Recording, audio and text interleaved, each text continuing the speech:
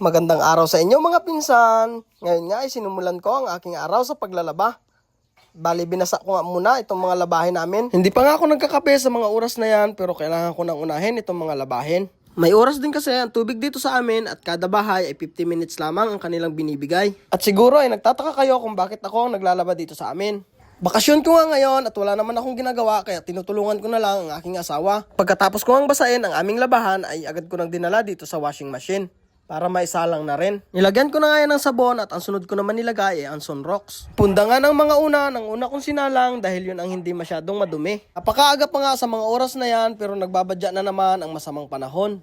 Hindi naman nga natuloy ang ulan kaya maya maya ay lumiwanag na rin ang paligid. Matapos ko ang maisalang ay binigyan niya ako ni Mrs. dito ng suman at sabi ko timplahan na rin niya ako ng kape.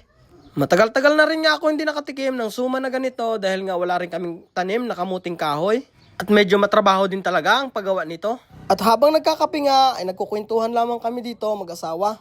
At ang sabi ko nga sa kanya, ay napakaswerte niya sa akin. Bukod sa gwapo, ay napakasipag pa. Ay aray ko po. Bumuhos na ang malakas na ulan dahil nga malakas daw ang hangin ko. Nagluto rin pala ako dyan itong liig ng manok para sa aming pananghalian. Adobo pala ang gagawin ko dito, kaya isinalang ko muna para matuyuan sa sarili niyang katas. Antayin ko nga lang medyo maprito at isusunod ko na rin itong bawang. Sunod ko nga palang ilalagay dyan ay itong siling berde. Masarap din kasi talaga kumain kapag medyo mahalang. Huwag lang din talaga sobra at baka hindi na rin makain. Hinalo-halo ko nga lang ito at ang sunod ko naman ilalagay itong toyo. Hindi toyo ng asawa mo ha. Joke lang po. At pagkatapos ko nga lagyan ng toyo ay sinunod ko naman itong liquid seasoning. Dagdag linamnam at nilagyan ko na rin ng paminta. Nilagyan ko na rin nga ito ng suka at sinunod ko na itong patis. At pagkatapos ko nga maluto ito ay kumain na rin kami at maghuhugas pa nga ako ng plato. Medyo sinisipag nga ako ngayong araw kaya sabi ko kay Mrs. ay samantalahin mo na. At baka sa sunod na araw ay pahiga-higa na uli ako sa duyan. Medyo sanay din nga ako sa trabahong ganito kasi nga ganito rin minsan ang trabaho ko sa barko. Shoutout pala dyan kay Glenn Balsicas na kontraktor ng mga hugasin na plato dyan sa may Riyuha.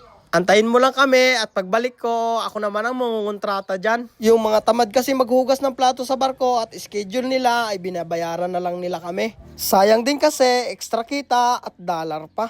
Ang hindi alam ni Mrs. ay ang balak ko talaga uminom ngayong araw kaya nagsipag ako. Para naman pagpaalam ko mamaya ay payagan agad ako. Kaya naman pagdating ng hapon, ito nakapwesto na ako. Ang bote nga lang aming iinumin dyan at mahirap din nga talaga pag nasobrahan. Masakit nga ang ulo sa umaga at ikaw rin ang mahihirapan. Ay paano mga pinsan? Sagot ko na ang Jen, baka may pulutan ka dyan. Tara na, shot na! At hanggang dito na lang mga pinsan, kung hindi ka pa nakapollow, ano pang iniantay mo, mag-follow ka na. Thank you for watching. See you on my next vlog. Bye-bye!